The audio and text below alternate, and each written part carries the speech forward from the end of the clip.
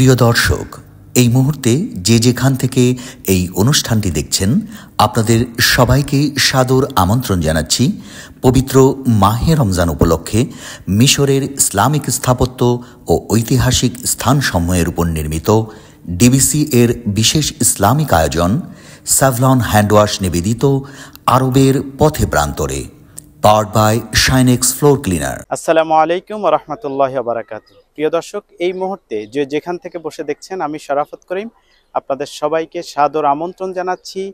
দর্শক, এই মুহূর্তে আমি দাঁড়িয়ে আছি মিশরের কায়রোতে অবস্থিত মহাবীর সুলতান সালাহ উদ্দিন আইয়ুবীর কেলাতে। দর্শক, যিনি ফিলিস্তিনের মসজিদুল আকসা বিজয় করেছেন। আজকে আমরা কথা বলবো সেই মহাবীর সুলতান সালাহ উদ্দিন আইয়ুবী সম্পর্কে এবং তার কেলাটি আমরা আপনাদেরকে ঘুরে ঘুরে দেখাবো ইনশাআল্লাহ। শেষ পর্যন্ত আমাদের সাথেই থাকুন। সুপ্রিয় দর্শক ও শ্রোতা, আজকের পর্বে আপনাদেরকে আমরা নিয়ে এসেছি অকুতোভয় বীর সেনানী মহাবীর গাজী সুলতান সালাহ উদ্দিন আল আইয়ুবীর ঐতিহাসিক কায়রোর কেল্লাতে, যেটাকে সালাউদ্দিনের দুর্গ বা কায়রোর দুর্গ বলা হয়। আরবিতে কেলাত সালাউদ্দিন বা সিটাডিল অফ সালাদিন বলা হয়। এটি মিশরের রাজধানী কায়রোর উপকণ্ঠে অবস্থিত একটি মধ্যযুগীয় ইসলামী সালতানাতের প্রাচীন স্থাপত্য নিদর্শন। কায়রোর অনেকটা উঁচু স্থানে অবস্থিত জান্নাতের পাহাড় জাবালে মুকাত্তেমের উপরে সুলতান সালাউদ্দিন আইয়ুবী রহমাতুল্লাহি আলাইহি এটি নির্মাণ করেছিলেন। তার নির্মাণের পর থেকে আজকের দিন পর্যন্ত এখানে বিভিন্ন যুগের পরিক্রমায় এটা সংস্করণ, পরিবর্তন ও পরিবর্ধন সাধিত হয়েছে। কয়েক শত বছর থেকে আধুনিক যুগ পর্যন্ত এটিই ছিল মিশরের সবথেকে গুরুত্বপূর্ণ জায়গা, কারণ বিভিন্ন সুলতান আমিরগণ এটাকে রাষ্ট্রের গুরুত্বপূর্ণ প্রশাসনের কার্যালয় ও রাজপ্রাসাদে রূপান্তরিত করেছিলেন। এটাকে শুধুমাত্র একটি দুর্গ বললে ভুল হবে, এটার যথোপযুক্ত হবে না, কারণ অজস্র স্থাপত্য নিদর্শন গড়ে উঠেছে এটি। তার মধ্যে উল্লেখযোগ্য হল মিশরের ওসমানীয় সাহিত্য শাসক ঐতিহাসিক মোহাম্মদ আলী মসজিদ এবং তার রাজপ্রাসাদ, যেটি এখন জাদুঘরে রূপান্তরিত করা হয়েছে।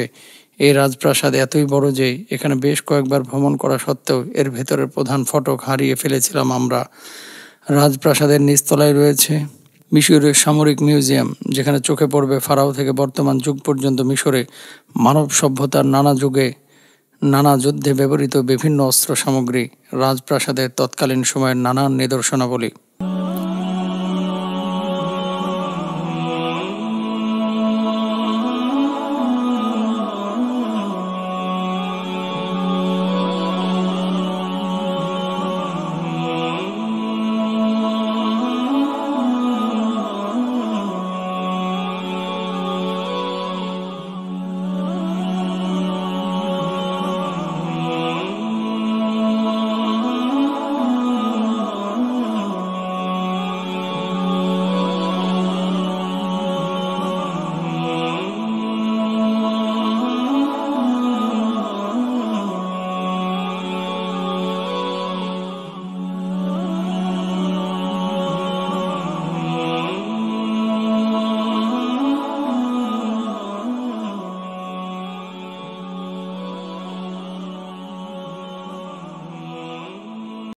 এখানে রয়েছে মামলুক সালতানাতের অন্যতম নিদর্শন কালাউন মসজিদ।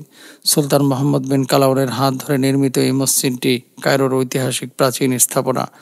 এখানে নিদর্শনাবলীর মাঝে অন্যতম হল জাওহারা প্যালেস মিউজিয়াম, কারিজ মিউজিয়াম, মিশরীয় সামরিক মিউজিয়াম, পুলিশ মিউজিয়াম, বীরে ইউসুফ, মাজরাল ওয়ুন, প্রাচীন জেলখানা সহ প্রাচীন অনেক স্থাপনা রয়েছে এখানে। এর ভেতরটা একটি প্রাচীন উপশহরের মতো।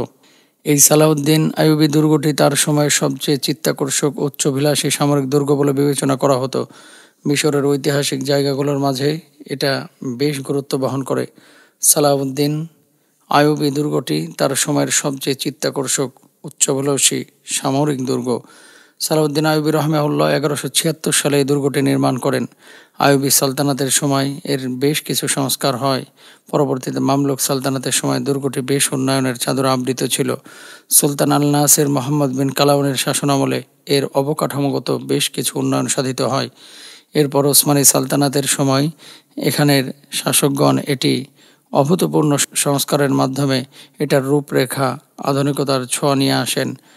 1900 শতকের প্রথম দিকে ওসমানীয়দের মিশরের সাহিত্য শাসক মোহাম্মদ আলী পাশার হাত ধরে এই উন্নয়ন সাধিত হয়। অনেক পুরনো অবকাঠামো ভেঙে বিস্তৃত জায়গা জুড়ে নতুন মসজিদ, প্রাসাদ, অনেকগুলো ইমারত ও স্মৃতিস্তম্ভ নির্মাণ করেন। বর্তমান দুর্গের যে রূপটি দেখতে পাচ্ছেন, এটার অনেকটা অবদান মোহাম্মদ আলী পাশার।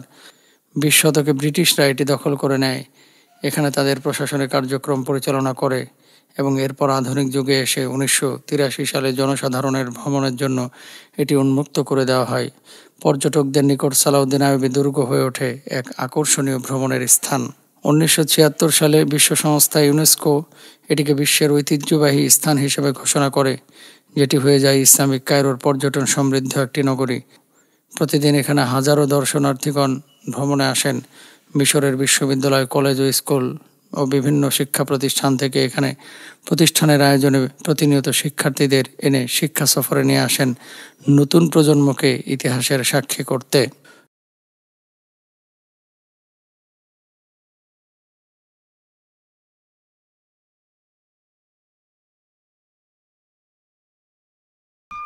সুপ্রিয় দর্শক, আপনারা দেখছেন ভ্রমণ বিষয়ক বিশেষ ইসলামিক আয়োজন presented by Savlon hand wash, powered by Shinex floor cleaner.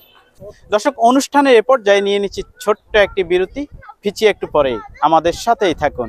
প্রিয় দর্শক, বিরতির পর আবারও সবাইকে স্বাগত জানাচ্ছি। আপনারা দেখছেন ভ্রমণ বিষয়ক বিশেষ ইসলামিক আয়োজন presented by Savlon hand wash, powered by Shinex floor cleaner. দর্শক, চলুন আমরা অনুষ্ঠানের বাকি অংশটুকু দেখে আসি।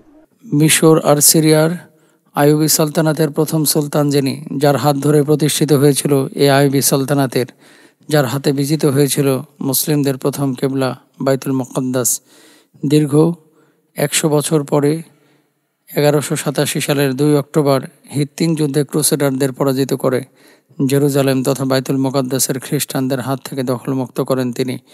ক্রুসেড যুদ্ধের মহানায়ক 1095 থেকে 1291 পর্যন্ত প্রায় 2 শতাব্দী ধরে চলা ক্রুসেড যুদ্ধের অবসান ঘটান যিনি। সালাউদ্দিন আল আইয়ুবীকে পশ্চিমা বিশ্ব চেনে সালাদিন নামে। আইয়ুবী রাজবংশের প্রতিষ্ঠাতা সালাউদ্দিন আল আইয়ুবী ক্রুসেডারদের বিরুদ্ধে ছিলেন অকুতোভয় এক বীর সেনানী। জীবনের প্রতিটি সময় ইসলামের বাণী উড্ডীন করার জন্য, ইসলামের পতাকাকে সমুন্নত করার জন্য নিজেকে উৎসর্গ করেছেন। ক্রুসেডারদের বিরুদ্ধে তিনি অসংখ্য সেনা অভিযান করেছেন। সুলতান সালাউদ্দিন আইয়ুবী জন্মগ্রহণ করেছিলেন 1137 সালে ইরাকের বর্তমান তিকরিত ও মাসুল শহরের মাঝামাঝি বারিন কেল্লাতে এক কুর্দি পরিবারের কোল ঘেঁষে। তার নাম ছিল মূলত ইউসুফ।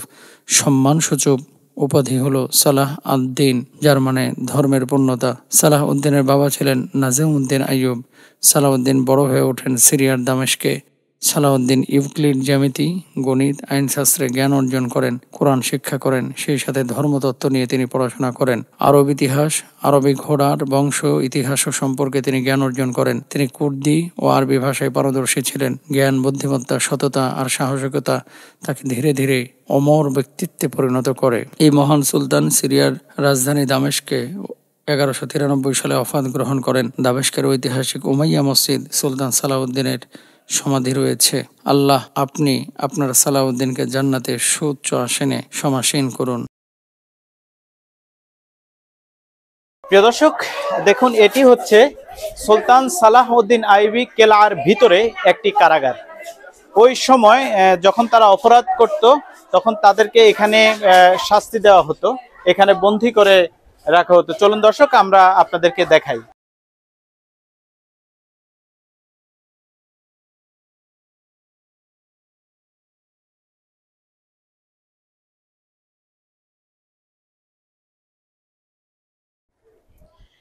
প্রিয় দর্শক, এতক্ষণ যাবৎ আপনারা দেখছিলেন ভ্রমণ বিষয়ক বিশেষ ইসলামিক আয়োজন।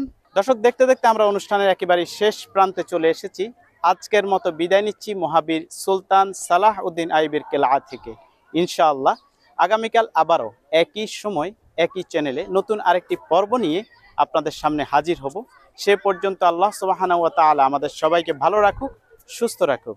আসসালামু আলাইকুম ওয়া রাহমাতুল্লাহি ওয়া বারাকাতুহু।